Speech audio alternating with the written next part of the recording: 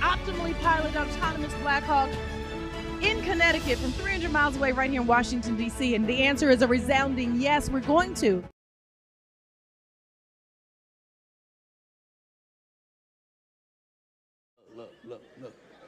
Look at this. Somebody come look at this.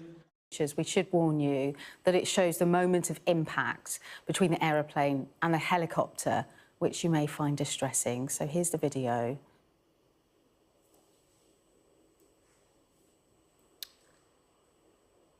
So the video is from airport security cameras.